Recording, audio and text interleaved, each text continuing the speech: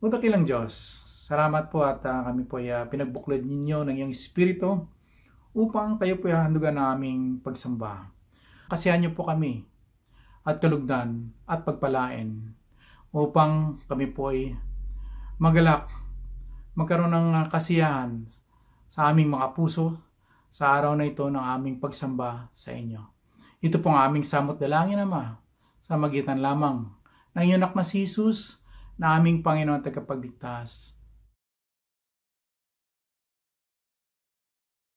Pagsamba sa kataas-taasang Diyos. Sa inyo po ang papuri, ang karangalan at ang kaluwalhatian. Buong gala, buong lakas, buong puso po namin kayong sasambahin sa lugar na ito, Panginoon. Maghari po kayo, O Diyos.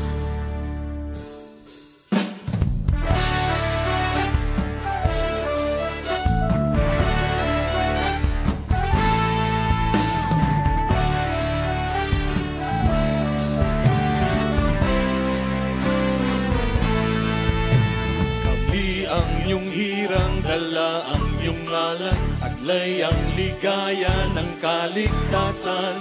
Alab ng puso sa aming dibdib ay kayo ang dahilan. Pukawin ang nahihimbing na damdamin, isingin ang aming yaring isipan. Tangang lakas ko'y gawin yung alipin sa inyo ang pagsamba. Pagsamba, dalisay na pagsamba sa dakilang ngalan niya. Halina sa pagsamba, pagsamba, dalisay na pagsamba sa dakilang ngalan niya. Halina sa pagsamba.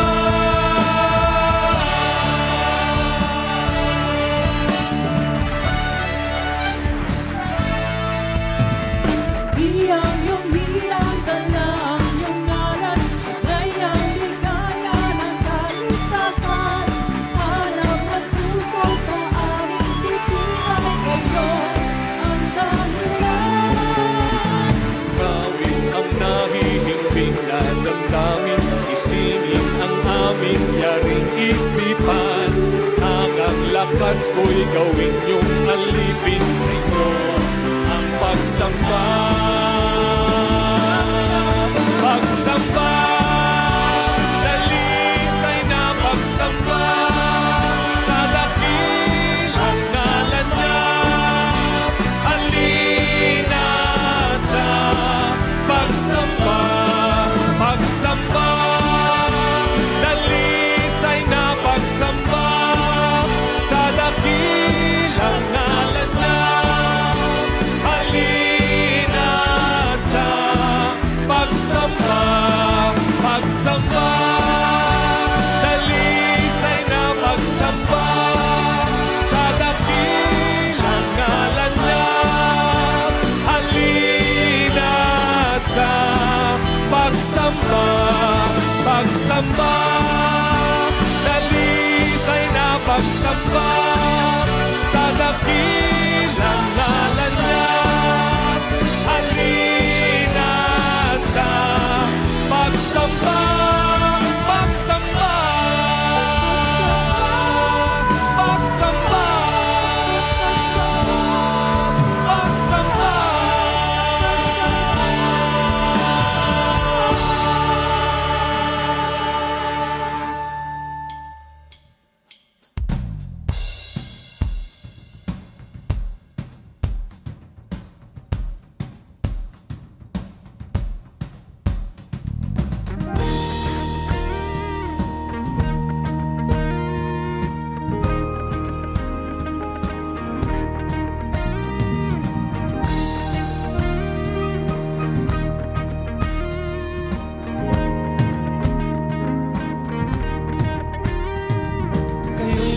Kaligtasan, kayong pag-ibig ay tangan sa isang katulad kong nasasaktan. Kalinga ang laging hatid sa tuwin na niyong pagmamasid sa isang mundong walang katiyakan. Katulad na kulang dalay biyaya, bahaghari ang ngingiti kapag dahakap. Kayong dalay kaligtasan, kayong pag-ibig ay tangan sa isang katulad kong nasasaktan. Kalinga ang laging hatid sa tuwin na niyong pagmamasid sa isang mundong walang katiyakan. Katulad na ulang galay biyaya, bahaghari ang ngingiti kapag dahakap. Umaawit, sumasamba sa himig ng inyong pag-ibig, O Ama. Walang tigil, walang sawa, itong papuri hanggat mayroong hininga. At sa sarap nitong dagling ginhawa, hatid sa'kin di mabatid na ligaya. Kayong dalay kaligtasan, kayong pag-ibig ay tangan sa isang katulad kong nasasaktan. Kalinga ang laging hatid sa tuwin na niyong pagmamasid sa isang mundong walang katiyakan. Katulad ng ulang galay biyaya, bahaghari ang ngingiti kapag dahakap. Umaawit, sumasamba sa himig ng inyong pag-ibig, O Ama. Walang tigil, walang sawa, itong papuri hanggat mayroong hininga. At sa sarap nitong dagling ginhawa, hatid sa'kin di mabatid na ligaya. At sa paglipas ng araw, hanggat may natatanaw na liwanag, ako'y hindi mangangamba pagkat sa inyo, Ama, ako'y panahanda.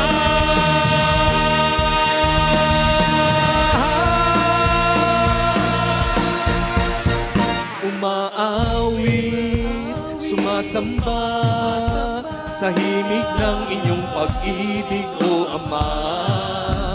Walang tigil, walang sawa, itong papuri hanggat mayroong hininga. Umaawit, sumasamba sa himig ng inyong pag-ibig, O Ama. Walang tigil, walang sawa, itong papuri hanggat mayroong hininga. Katulad ng ulang galay biyaya, bahaghari ang ngingiti kapag dahakap. At sa sarap nitong dagling ginhawa, hatid sa'kin di mabatid na ligaya.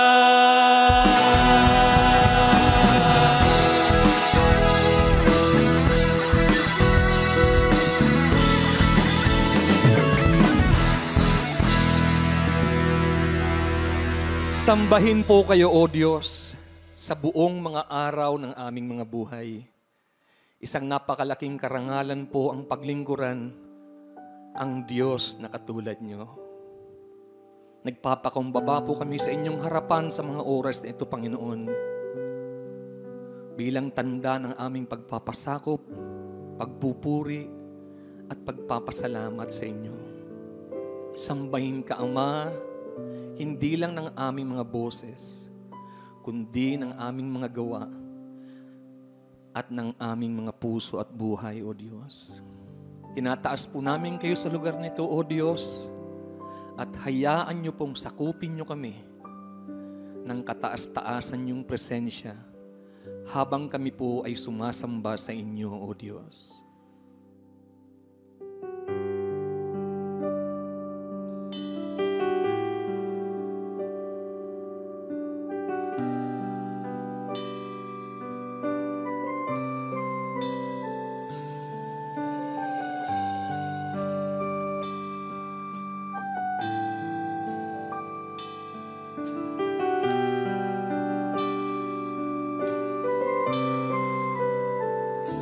Kahangahangang Diyos, aming manunubos, kagalang-galang, tagapayong lubos. Kayo'y nananahan dito sa puso ko, ang bulwagan ng pag-ibig sa inyo. Kasihan niyo kami sa aming pagsamba, sa inyong bulwagan kami maging isa. Kami nagagalak, kayo'y naririto. Kahangahangang Diyos at Panginoon ko.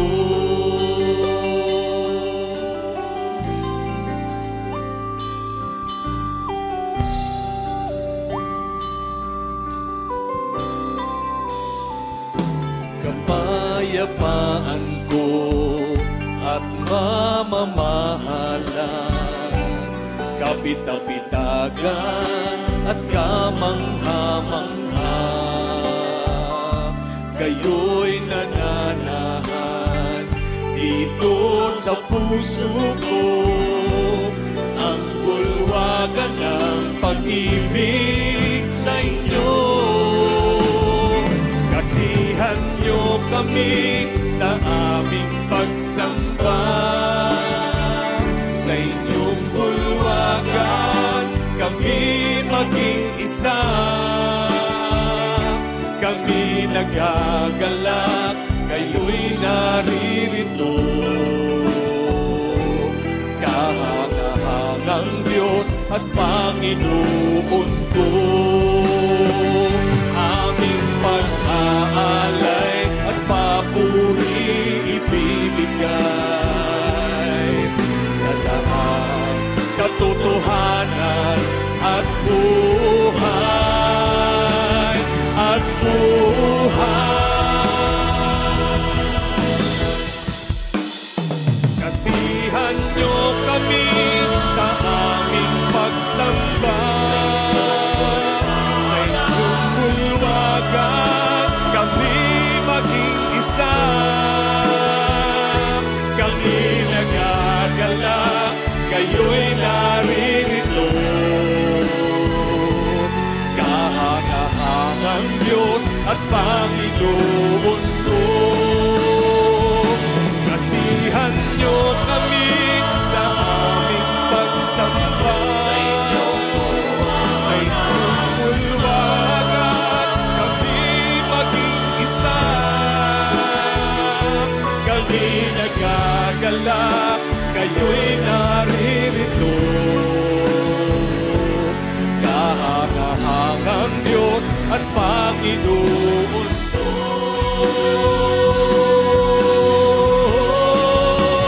kahangahangang Diyos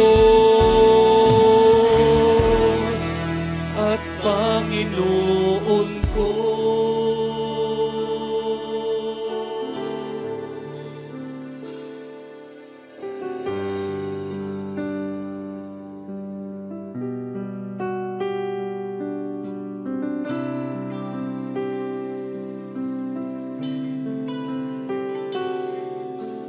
You are exalted, you're the King over all the earth, and we praise your name higher than heavens. You're enthroned upon glorious praise. There is no one like you, reigning in power,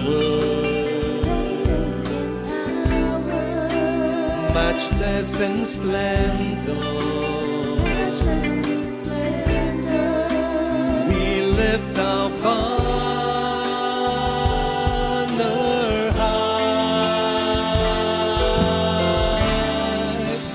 and we worship you, Father God. We adore you. There is no one else before you. You alone are to be praised, and we worship you. Joining heaven's host, we worship you, crying holy as we bring you this our offering of praise.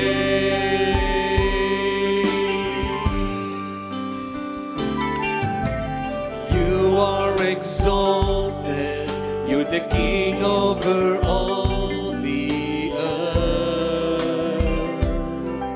and we praise your name higher than heavens. You're enthroned upon glorious praise. There is no one like you, reigning in power, matchless in splendor. We lift our banner high, and we worship you, Father God. We adore you.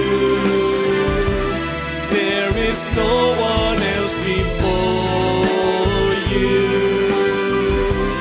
You alone are to be praised, and we worship you. Joining heaven's host, we worship you, crying holy as we bring you this our offering of praise.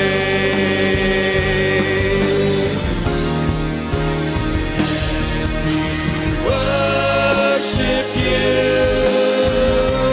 Father God. We adore you. There is no one else before you. You alone are to be praised, and we worship you. Joining heaven's host, we worship you, crying holy as we bring you this our offering of praise, crying holy as we bring you this our offering of praise, crying holy as we bring you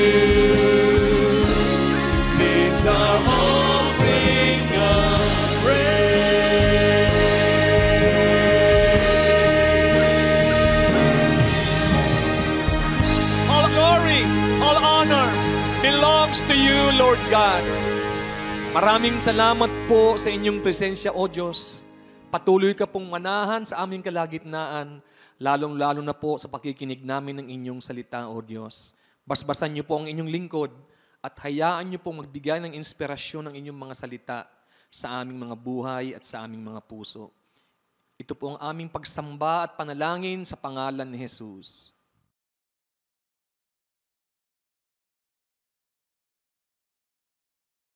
Ephesians 6:12. We are fighting against forces and authorities and against rulers of darkness and powers in the spiritual world. Saan nga ba ang spiritual world? Ano yun? Storm in the mind. Father, we thank you for life and we thank you for the light of life that comes from you. Salamat, Panginoon, dahil kayo po ang tunay na kumikilos sa aming buhay at sa inyo pong kabutihan, kami ay patuloy na nakagagawa ng mga dapat gawin sa buhay. Lead us now, Father. Teach us, enlighten us about storms in the mind and about the realm of the Spirit. Father, we seek you. Be our speaker, be our teacher and healer. In the name of Jesus, your Son, our Lord, we pray with thanksgiving. Maraming layers ang mga katuruan sa Bible. Ang mga kwento kuminsan ay kwento talaga, pagkatapos may dagdag pang kahulugan kung ating lilimiin yung layers of significance and meaning. Parang sapin-sapin na kakanin, maraming layers. At ganon, ang isang kwentong napakadalas na natin pag-aralan at ngayon muli nating babalikan, Mark 4:35-41. Kinagabi ay sinabi ni Jesus sa mga alagad, tumawid tayo sa ibayo, kaya't sumakay sila sa bangkang sinasakyan ni Jesus upang tumawid ng lawa. Habang naglalayag, inabot sila ng malakas na bagyo, kaya't ang bangkang sinasakyan nila'y hinampas ng malalaking alon at ito'y halos mapupuno na ng tubig. Si Jesus ay natutulog noon sa may hulihan ng bangka, nakahilig sa isang unan. Ginising siya ng mga alagad at sinabi, Guro, baliwala ba sa inyo kung mapahama kami? Bumangon si Jesus at sinaway ang hangin, tigil. At sinabi sa lawa, tumahimik ka. Tumigil nga ang hangin at tumahimik ang lawa. Pagkatapos sinabi niya sa mga alagad, bakit kayo natatakot? Hanggang ngayon ba'y wala pa rin kayong pananampalataya? Natakot sila ng labis at namangha. Sabi nila sa isa't isa, anong klaseng tao ito? Pati hangin at lawa ay sumusunod sa kanya. Takot. Tema ng kwentong ito ay takot at saan ito nagmumula at paano ito napapawi. Ano-ano ang mga takot natin sa buhay? Hanapan natin ng aral ang mensahe ng kwentong ito. Mark 4:35, that evening, Jesus said to his disciples, let's cross to the east side. So the words and thought of Jesus was east side, not bottom of the lake. So malinaw, sa simula pa lang, na makakatawid sila. Wala naman silang dapat kinatakot. Dahil sa simula pa lang, sinabi na ni Jesus ang ending ng kanilang biyahe sa east side, not at the bottom. They were not listening, or they did not believe in what he said, or what happened in between the 2 points gave them fear that made them forget the assurance that they would reach their destination.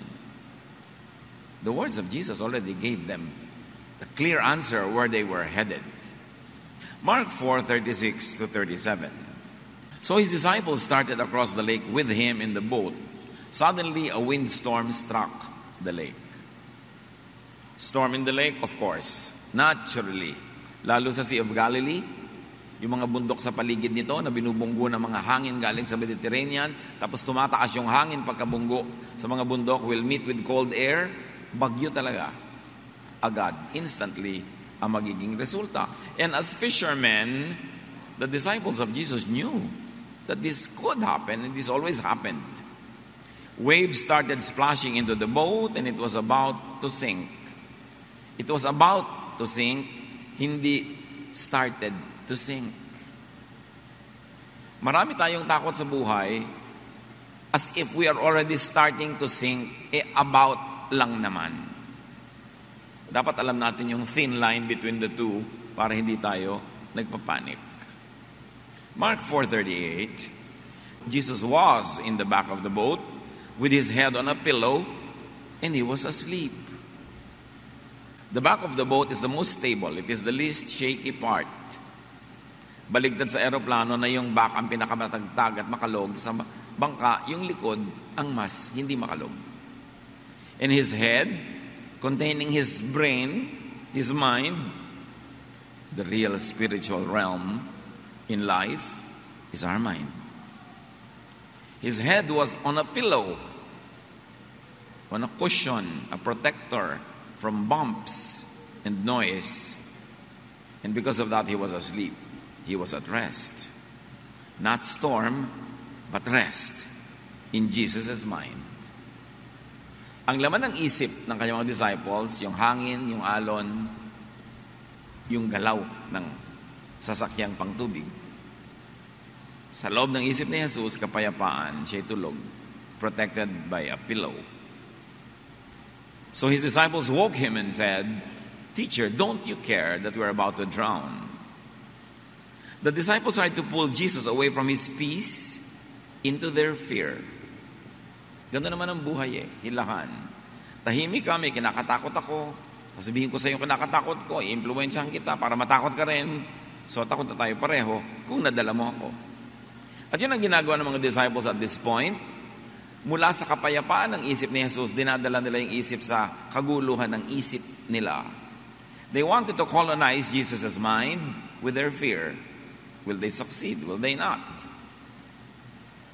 And we should be aware that others do that to you. Yung you are trying to have a quiet life, tapos dadali ka nila sa gulo. Tahimik na tahimik ang loob mo, dadalang ka nila ng intriga, dadalang ka nila ng bad news, dadalang ka nila ng mga fears, magpapadala ka nga ba? Or you will be aware that this person is trying to transfer his or her feelings, emotions, and fears into my own brain. Will I allow it? In fact, not only others do that, you could do that to yourself. Nananahimik ka, ikaw din ang magbibigay ng mga suggestions sa isip mo ng mga bagay na nakakatakot, mga nakakaduda, nakakapagpagulo ng isip, nakakapagpaselos, nakakapagpainggit. So ikaw din kumisan ang nagtatanggal ng kapayapaan sa loob ng isip mo at lalagyan mo ng mga kaguluhan na nanggaling din sa iyo. This story is so beautiful because it could be appreciated from many layers. Mark 4:39, Jesus got up and ordered the wind and the waves to be quiet. The wind stopped and everything was calm. So as we see, Jesus did not let the thought or fear of the disciples dominate his mind. Hindi siya nagpadala. You can, and in fact, you should do the same most of the time. May mga cases naman na dapat talaga tayong maapektuhan, dapat din tayong mag-share nung iniisip nung nag-share sa atin kasi valid. Pero maraming mga fears are born of being just contaminated by a fearful mind of another person. Dapat tayo merong paninindigan, buo ang ating loob na hindi tayo agad-agad na nadadala, nagagalit nila, natatakot, o kaya ay naloloko. Malinaw dapat sa atin, ano ang ginagawa ng isip niya sa isip ko? Ini-influence ba niya? Negative ba? Positive ba? Dapat tayong aware. Mark 4:40, Jesus asked his disciples, "Why were you afraid? Don't you have any faith?" Faith is thought. So Jesus is saying fear is lack or absence of faith. Or fear is absence of faithful thought. Fear is really thought.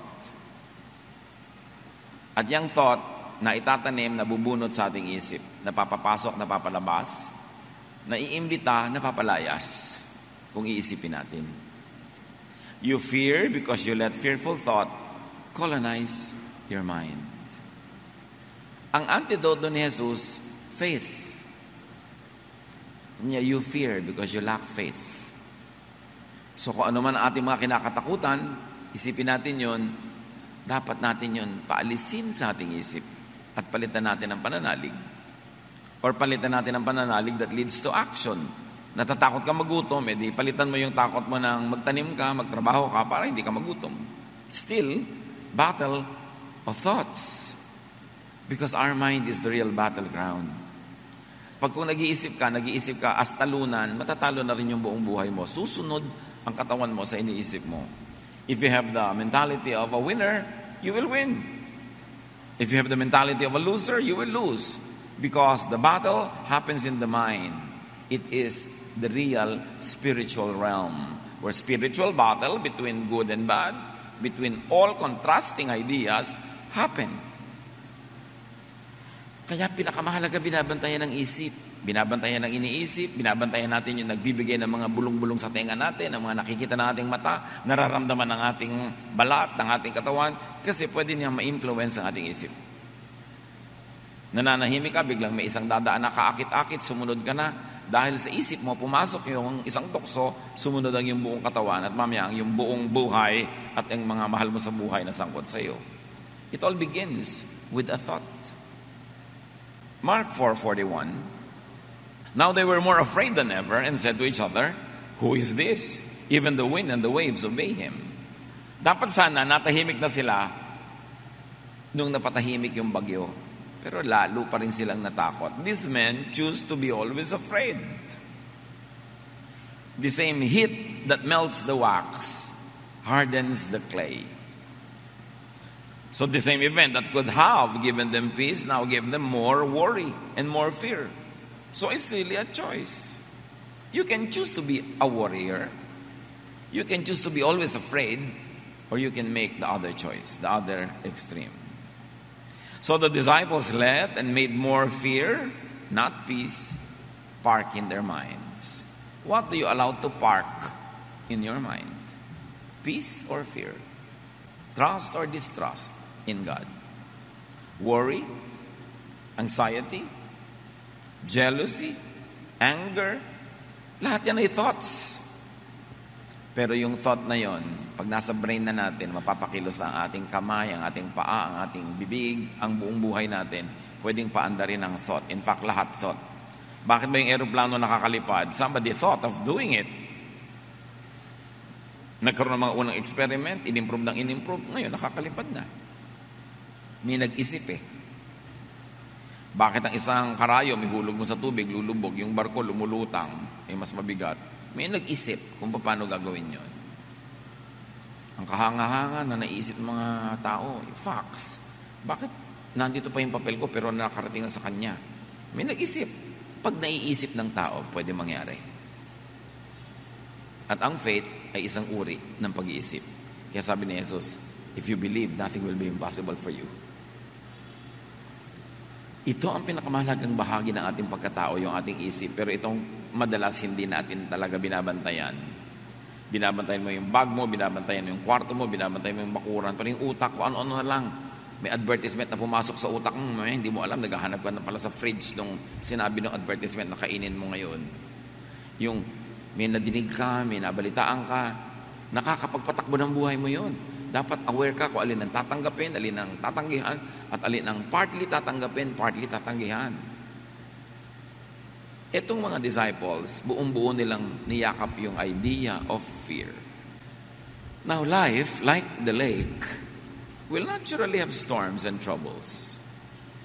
Kayo po, storm nyo ngayon? Pag mayroon, di ako magtataka. Ang magtataka ko, wala. Kasi ang wala lang storm, ang wala lang problema, yung patay. Pag buhay ka, natural. Parang, uy, may storm sa lake, natural.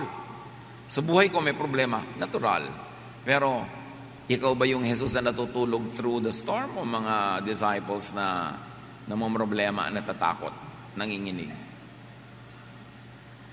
Position yourself at the back of the boat where Jesus is, where there is least shake.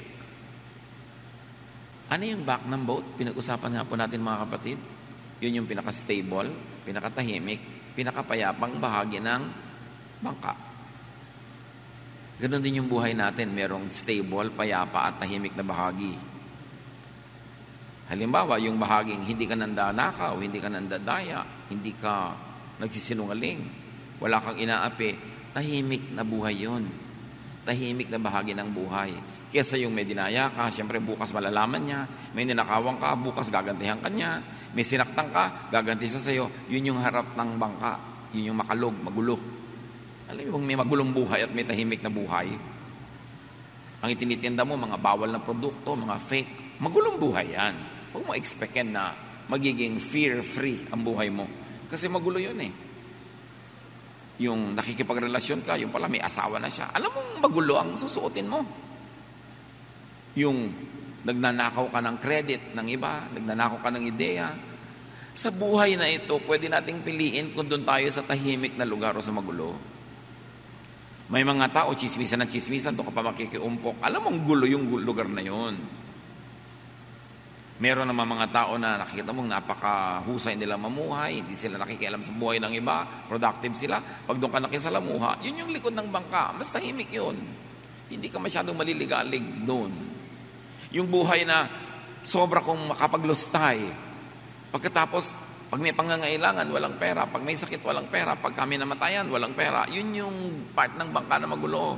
Pero yung nagsisikap, kumikita, nag-iipon ng konti, kahit man lang, meron kang aasahan pag nangangailangan ka. Hindi ka masyadong laging naliligalig.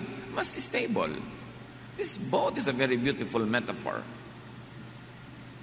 So saan tayo lumulugar sa buhay? Kadalasan, tayo ang naglagay sa atin doon sa gulo na yun, kaya magulo. Kundi lang dahil nadamay tayo, kasi may mahal tayo sa buhay na pumunta doon, siyempre nadadamay tayo dahil mahal natin siya, nadadala tayo niya sa kanyang gulo. It is important. The back of the boat is the mind of Jesus. It is the godly, spiritual world. It is the rock, not sand. Stable. Pwedeng asahan. Ang pamamaraan ni Jesus, yun yung back of the boat na tahimik. Yung pamamaraan niya na sinabi niya, forgive. Yun ang tahimik eh. Yung naghihiganti, magulo yun. Yung sinasabi niyang love people instead of hate them, yun ang tahimik. Yung sinasabi niya, hinihingi niya yung dala mo, bigyan mo pa, dagdagan mo pa, para matahimik siya, titigilan ka niya. Yun ang tahimik na pamamaraan. Hindi nag-aagawan kayo at nakikipag-agawan ka lagi. Yung sinasabi ni Jesus na, tumulong ka sa kapwa, kesa sa nanglalamang ka sa kapwa. Yun ang tahimik na paraan. That is the back of the boat. That is the mind of Jesus. That is the spiritual realm in which we should operate. And in life, we should benefit from and use all possible helpful positions. Like the back of the boat. Like, have pillows. Get help.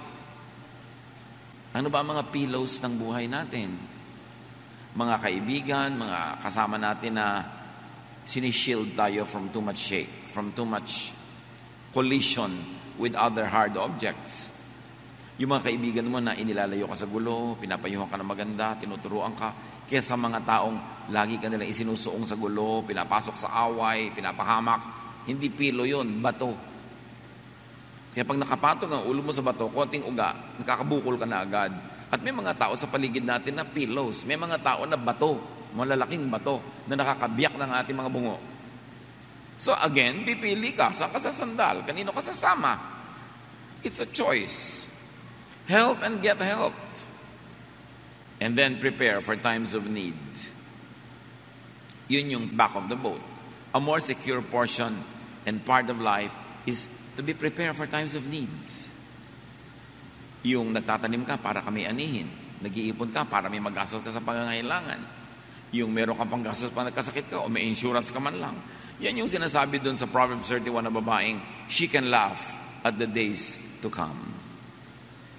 Pag may dumating na problema, hindi takot ang nararamdaman niya, kundi a feeling of security.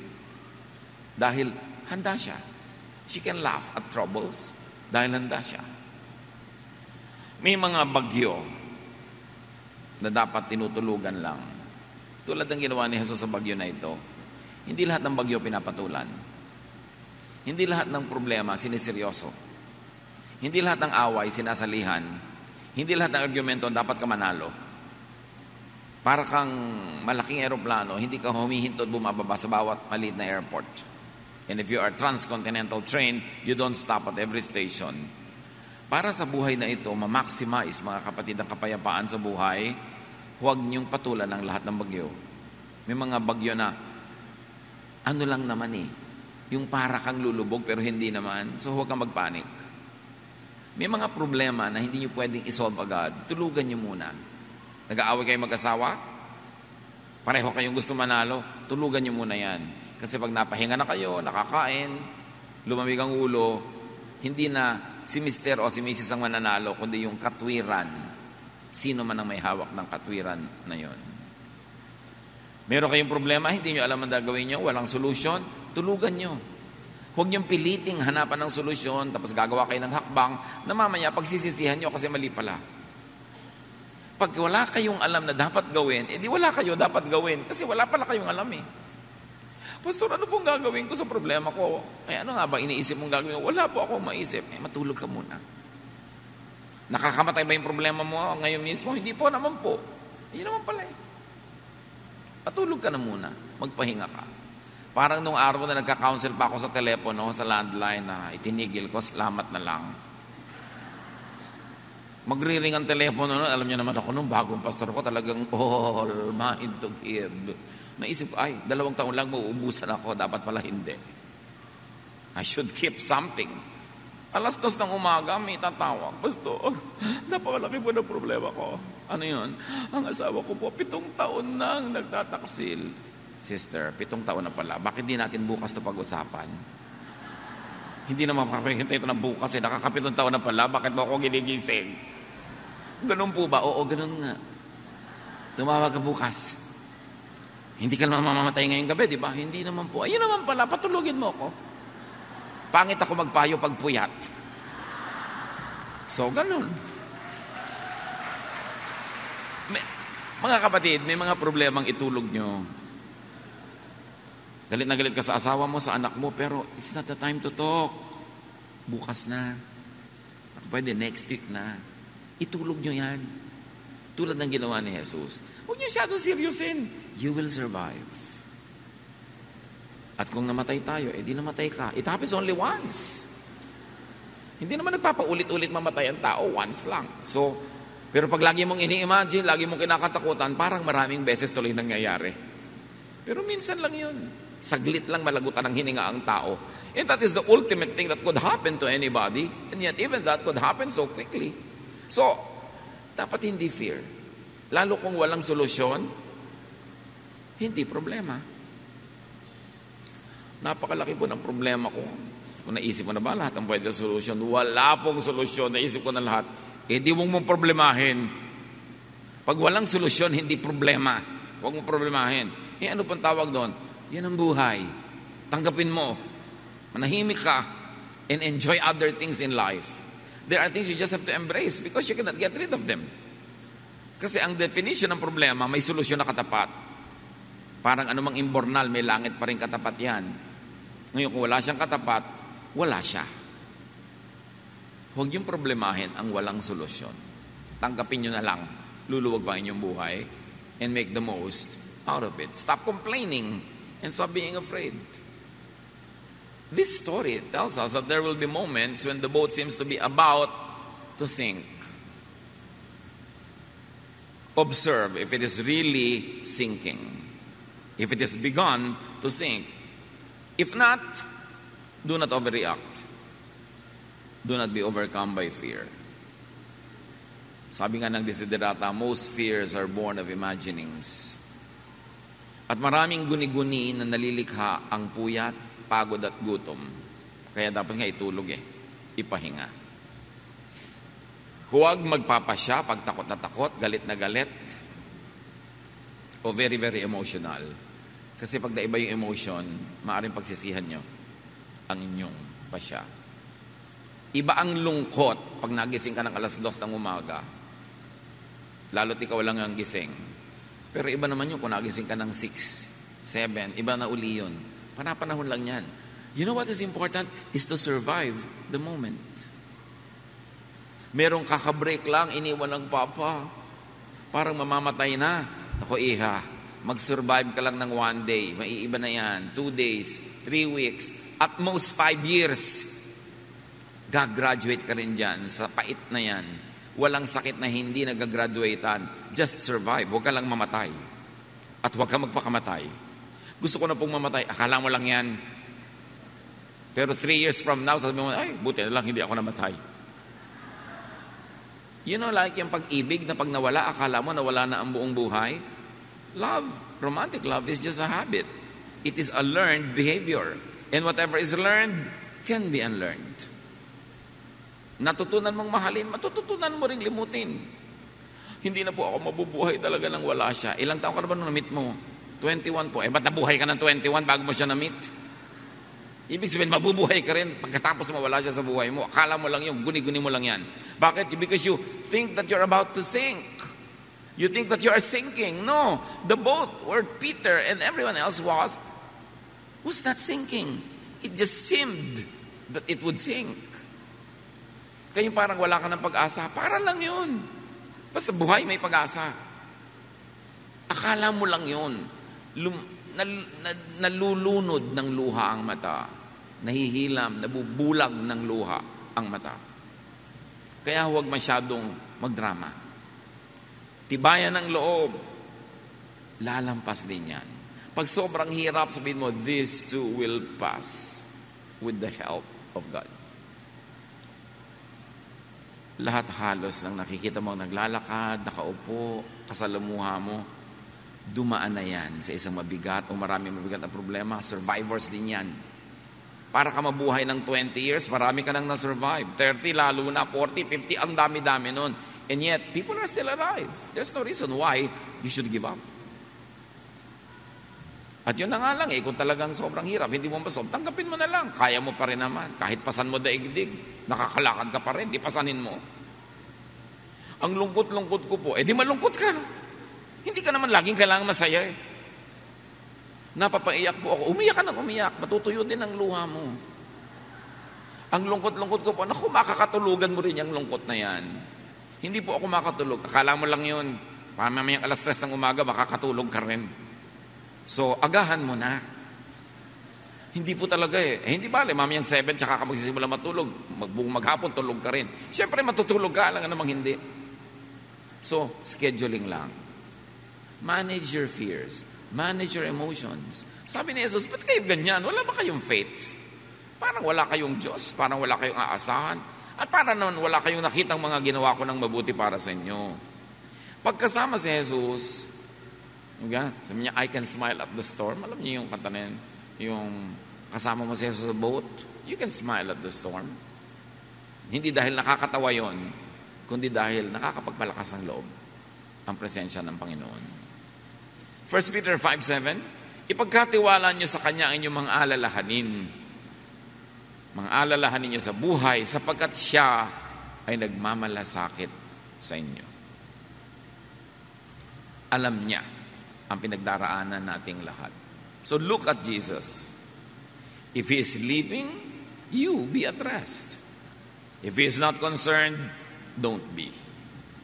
Kaya mahalaga na alam natin ang isip ni Jesus. Alam natin kung anong mahalaga sa Kanya, alin ang hindi.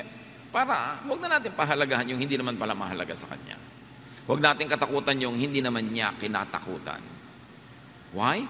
Because Jesus is in us. Yun ang lagi nating nalilimot, that Jesus is in us. The Spirit of the Lord is in us. So meron tayong kasama, hindi tayo kahit kailan nag-iisa, at hindi tayo mahina because the Spirit is in us.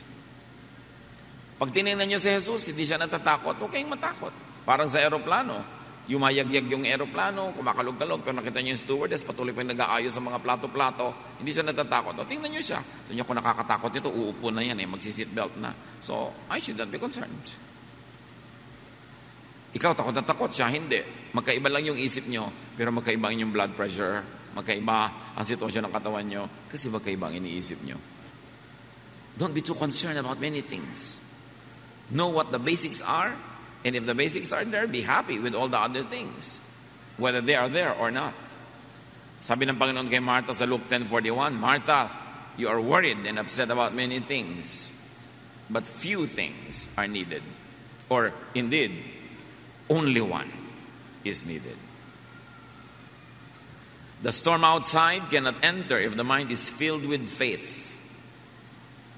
nakakapasok ang takot kasi may space na dapat sana ang laman nun, faith. The law of impenetrability says only one thing occupies one place at one time. So kung puno ka ng faith, walang space yung fear. Inversely proportionate yan. The more faith, the less fear. The more fear means less faith. So fill your mind with Jesusness, with the thoughts, teachings, assurances of Jesus. And do not leave room for the devil, which in this case means negative thought or fear. Hindi laging may dalang malaking tinidor yung devil at hindi lagi siyang mayroong buntot at mga sungay. Negative thought could be the devil. Hebrews 12:2, we must keep our eyes on Jesus, who leads us and makes our faith complete. In Ephesians 4:26-27, do not give the devil a foothold. Huwag ninyong bigyan ng pagkakataon ang diablo. Huwag niyong bigyan ng pagkakataon kayo bigyan ng takot, bigyan ng galit, bigyan ng inggit, bigyan ng selos. Don't give the thought a chance. Reject it. You can say no. Sabi sa Bible, resist the devil and he will flee from you. Just say no. I don't like this thought. Get away from me. Don't entertain. And like we saw in the story, change the weather in the lake with your faith. You can change the weather in the lake with faith. Luke 10:17, when the 72 followers returned, they were excited and said, Lord, even the demons obeyed when we spoke in your name. Pati mga diablong kinakatakutan nila, nauutusan nila sa pangalan ni Jesus. Sa pananalig, walang imposible. At hindi laging salita lang, in the name of Jesus, in the name of Jesus. No. Yung storm sa lake mo is poverty. Hindi mo sasabihin, in the name of Jesus, lumayas ka poverty. No. Follow the teachings of Jesus. Plant, so you will harvest. And that is faith at work. Gusto mong tumahimik ang buhay mo, sundan mo si Jesus. Forgive. Make peace with people. And then your lake will be quiet. Metaphor yan eh. Sagisag, simbolo. Dapat basahin ang mas malalalim na kahulugan. Apply the Jesus way and you can quiet the storm around you. And these are emotional storms, mental storms, interrelationship storms. Pag sinunod mo si Jesus dahil nananalig ka sa Kanya, you can have the power of Jesus to quiet the storm. Or change the weather in your mind with your faith. So you can change the weather outside, or you can change the weather inside your brain with your faith. Na talagang may bagyo pero hindi ka pa rin natatakot, nagtitiwala ka. May mga kung ano-anong iniisip tayong pwede mangyari sa buhay, pero yung pagtitiwala mo ang nananaig, hindi yung takot. So pwede mong alisin yung bagyo kung papalitan mo ang paraan ng yung pag-iisip. May bagyo sa labas ng isip, physical, at may bagyong nasa isip. Mas madaling mo kontrol, basta alam mong magdisiplina ng yung isip. Romans 12:2, be changed by the renewing of your mind. Ang pagbabago ay sa pagbabago ng isip. So kayo ba matatakotin? Ano sa mga thought habits nyo ang nagbibigay ng ganyan? Tayo ba ay nervyoso? Tayo ba ay inggitero? Puro pag-iisip yan. Kailangan makontrol yung inyong isip para hindi kayo dalhin sa bagyo. Observe from Jesus and the disciples that peace and trouble are both in the mind. Romans 8:6, the mind governed by the flesh is death, but the mind governed by the Spirit is life and peace. So let the Spirit govern your mind. Watch your mind, watch your thoughts. Binabantayan yan kasi dadalhin yan tayo kung saan. Dadalhin niya tayo sa harap ng bangka o sa likod. Dadalhin niya tayo sa bagyo o sa tahimik at payapang panahon. Teach, train, and discipline your mind to have faith in God and not fear. 2 Timothy 1:7, sapagkat ang Espiritong ibinibigay sa atin ng Diyos ay hindi Espiritu ng kahinaan ng loob, kundi Espiritu ng kapangyarihan. Nasa Panginoon ka, You must have the spirit of a victor, a winner, a champion.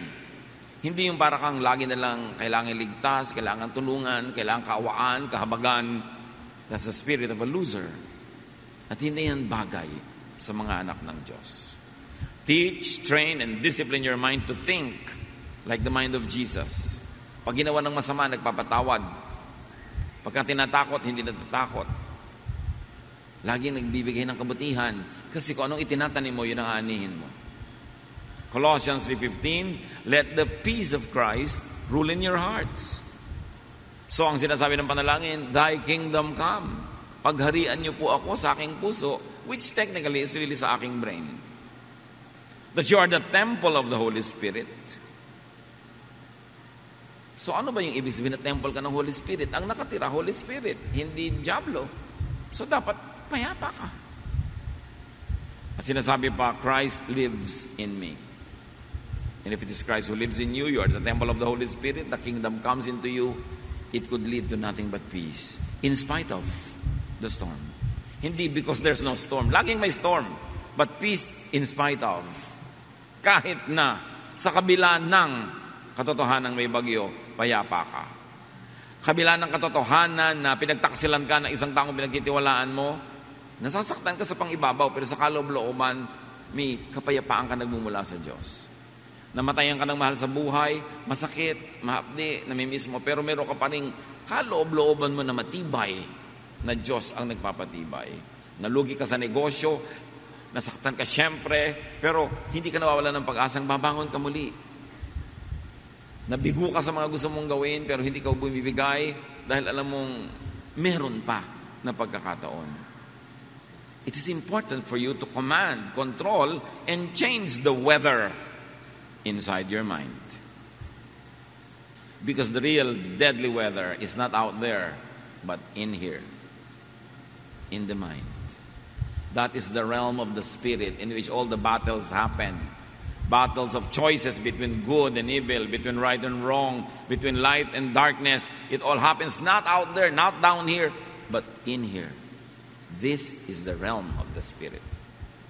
Kaya binabantayan ng isip.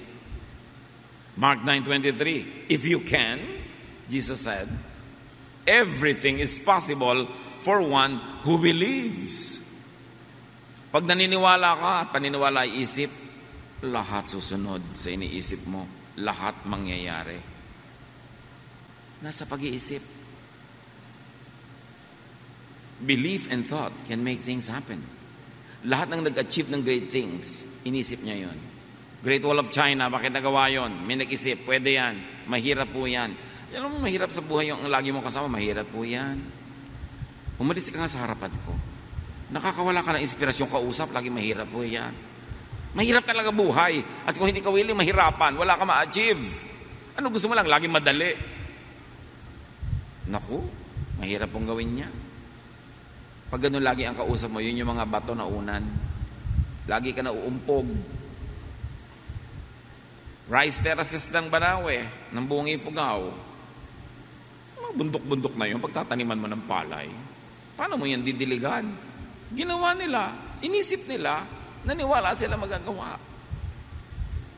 Yung mga hindi natin nagagawa, malamang hindi lang tayo naniwalang magagawa. At pag hindi ka na naniwala, therefore hindi mo nagagawin. O ginagawa mo man, hindi ka naman inspirado. So baliwala yung input na ginagawa mo, hindi rin talaga mag-a-achieve. You've got to believe. Lahat ng babasahin yung mga kwento ng mga taong may mga dakilang nagawa, naniwala silang pwedeng gawin. At ginawa nila. Teach your mind not to be a victim of the weather. Na lagi na lang para kang talo ng weather. Hindi po ako nakapunta kasi po umuulan. Last week yun. Ba't kahapon? Kasi po ang init. Kahit naman umulan ng minute, di ka pupunta kasi yung utak mo ayaw pumunta. Every willing heart will find a reason to do it, and every unwilling heart will find an excuse not to do it. It's in the mind. So make Jesus through your faith Lord over your weather. Walang imposible. Bihirang-bihira, konting-konti lang yun. Baka hindi mo nga ma-encounter sa short lifetime yung tunay na imposible Lahat posible. Jesus transferred the thought of peace on his mind to the outside world, to the lake, to the wind, to the storm. Such is the peace inside the heart of Jesus that when He commanded it over the weather obeyed. Greater is He that is in you than he that is in the world. At hindi lang spiritual ang ibig sabihin nun, marami pa. Yung talent na binigay sa iyo, greater than the exams that you will encounter. Yung lakas ng katawan na binigay sa iyo, greater than all the feats and all the challenges that you are facing. Greater is He that is in you. Dapat mong huwag kakalimutan. Para hindi ka nagpapatalo agad, nagsisimula pa lang, nagpapatalo ka na. Hindi ko naman kasi kakayanin, so binigay ko na sa simula pa lang. That is the spirit of a loser. Jesus did so many things. You can and should do the same. Why? Because you were made in God's image. Jesus is the firstborn of the family of God. Ibig sabihin panganay, may mga kasunod at tayo yon, mga anak ng Diyos. Ang ibinigay kay Jesus ay ibinibigay din sa atin. Hindi lahat, pero marami. John 14:12, I tell you for certain that if you have faith in me, sabi ni Jesus, you will do the same things that I am doing. You will do even greater things. Gano'n na natin na-realize sa buhay natin yon, na nahigitan mo pa yung ginagawa ni Jesus. Sabi niya, you can do greater things. Iyon na lang pumantay tayo, ang laking achievement na, o sumunod man lang ng malapit-lapit, hindi sobrang layo.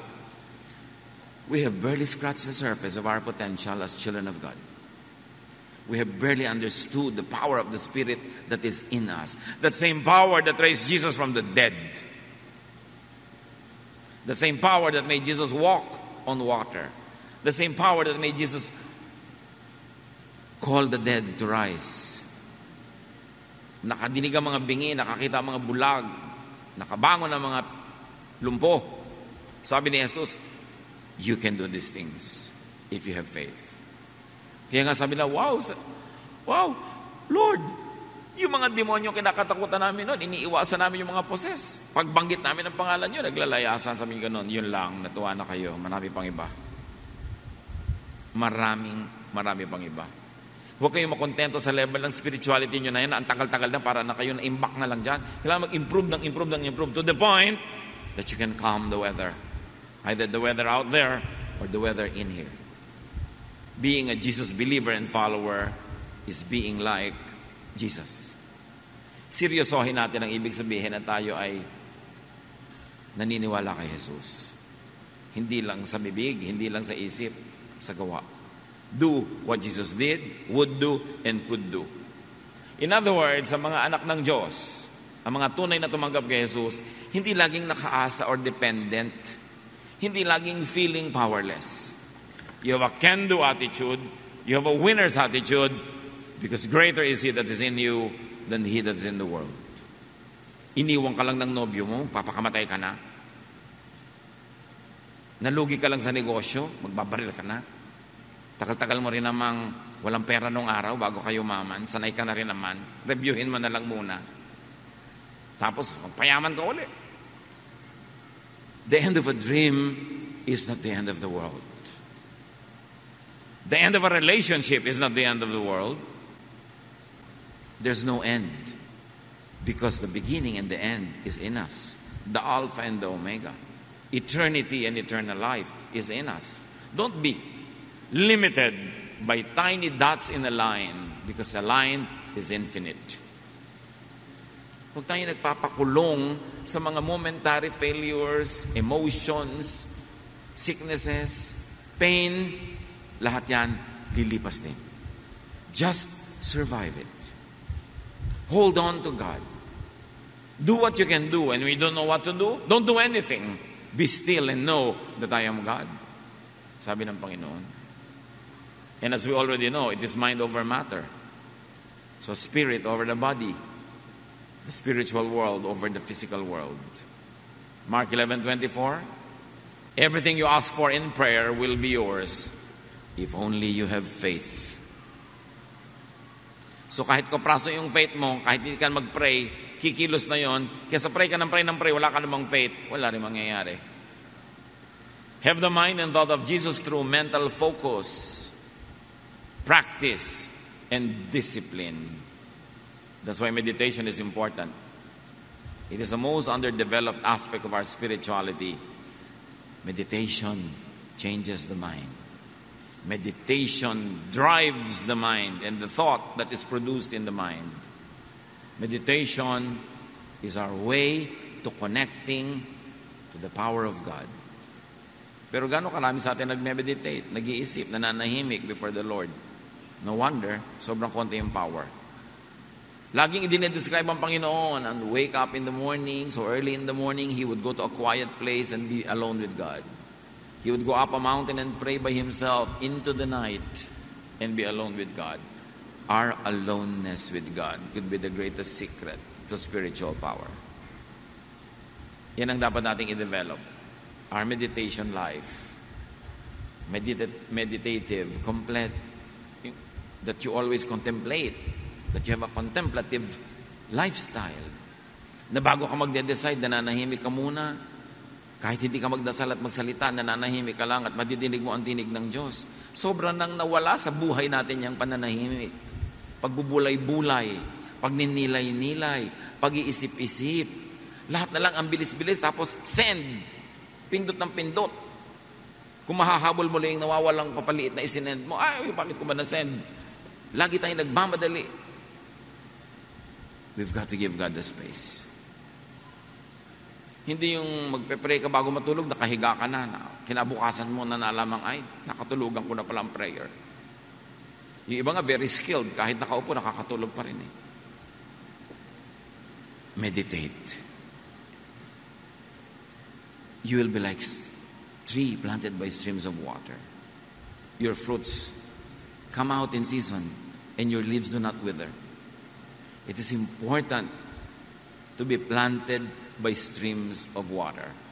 And the stream of water is meditation and prayer. To be nourished by God. So that our spirit is strengthened. Dapat matibay ang spirit dahil maraming bagyo ang mundo. Hindi nakakapagtaka. Romans 12:2, let God change the way you think. Then you will know how to do everything that is good and pleasing to Him. What is your storm? What do you think about your storm? Because what you think about your storm will define your life now. Pag inisip mo, may solusyon ito, I will hang on and find it. May panalo dito kasi kakampi ko si Jesus. Then you will win. I will survive this. Then you will survive. Pero pag nagpatalo ka, nagpahina ka ng loob, the devil will take the opportunity and drag you down. That's why don't give the devil a space in your mind. Fill it with Jesus. Fill it with faith and hope and love. Dear Lord, teach us. Teach us to discipline our minds and thoughts so that in our minds, your will be realized. Pagbulay-bulayan natin mga kahulugan ito, lalo sa pagharap natin sa mga problema at bagyo ng buhay, learn from the teachings of this story. Father, as your people sit still before you, let everyone hear your voice as you give us very personal counsel. Be with the Lord alone for a while.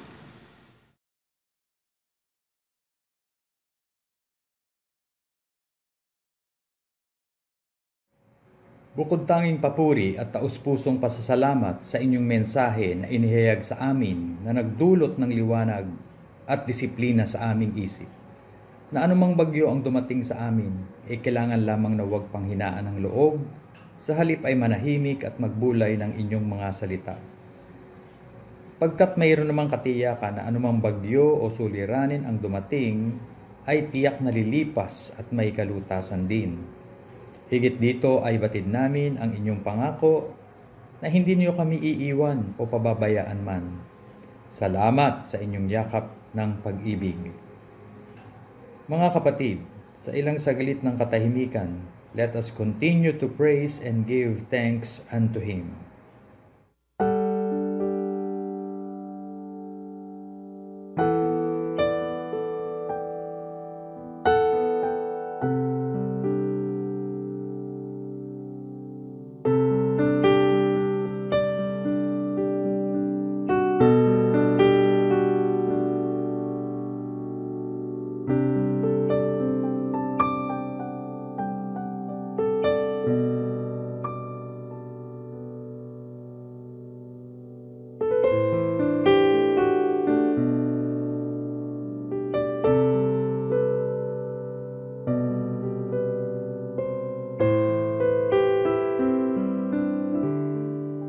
Sa inyong paanan, aming ibinabalik at iniaalay ang aming handog sa ngalan ni Kristo Jesus.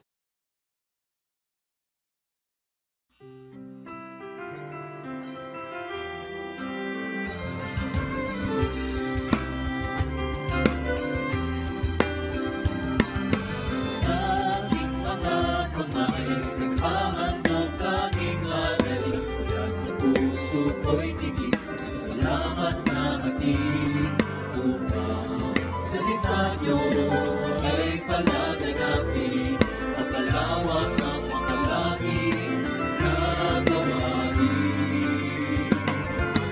Tinig na umaawit, puri ang inihahatid, sa salamat na sinasambit, ang kalagay walang hatid.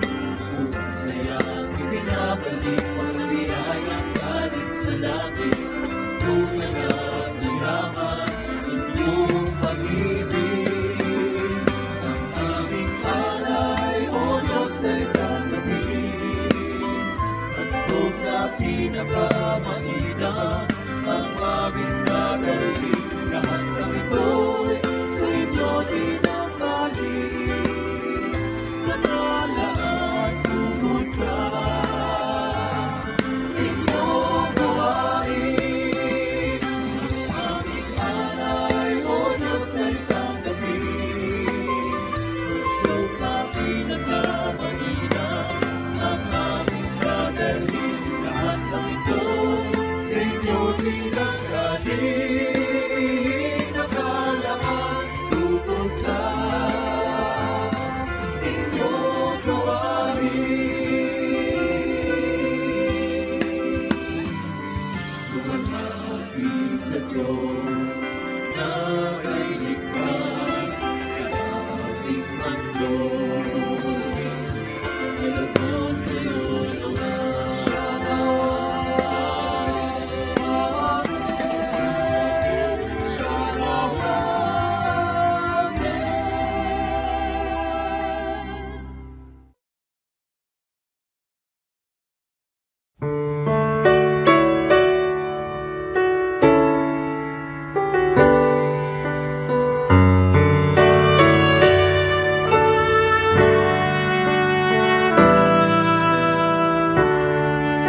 Every day they pass me by, I can see it in their eyes. Empty people filled with care, headed who knows where. On they go through private pain, living fear to fear. Laughter hides their silent cries, only Jesus hears.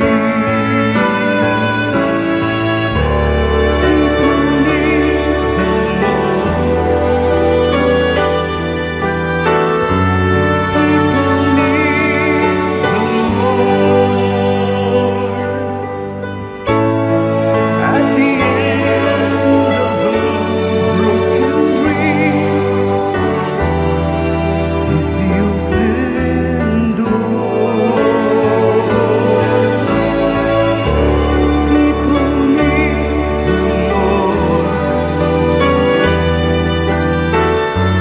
People need the Lord. When will we realize people need the Lord?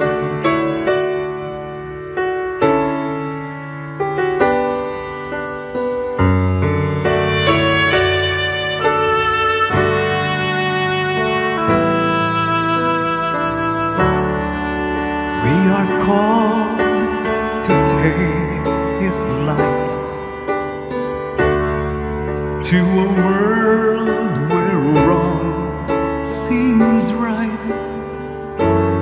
What would be too great a cost for sharing life with one who's lost? Through his love our hearts can feel all the grief they bear. They must hear the words of life only we can share. People need the Lord. People need the Lord. At the end of our broken dreams, He's the open door. People need the Lord. People need the Lord. When will we realize that we must give our lives for people need the Lord.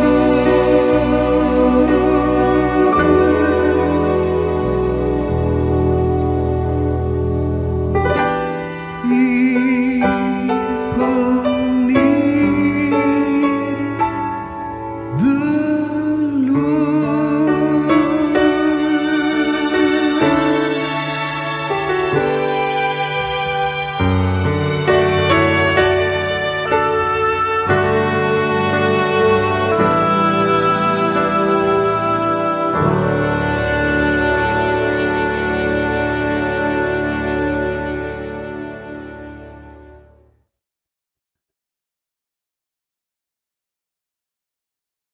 Aming Amang nasa langit, kayo po ang nagpala sa inyong mga anak nang sa gayon, maitawid po namin ang mga araw na nagdaan sa aming buhay.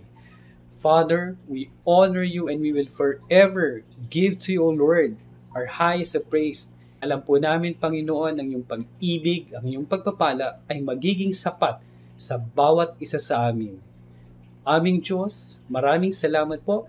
Ibinabalik namin sa inyo ang aming papuri, ang aming pasalamat, dahil alam po namin, Diyos aming Ama, na kasiyahan niyo po na pagpalain ang inyong mga anak.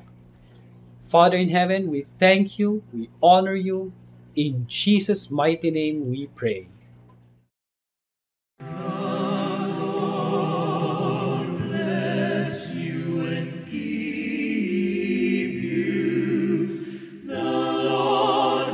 His countenance upon you.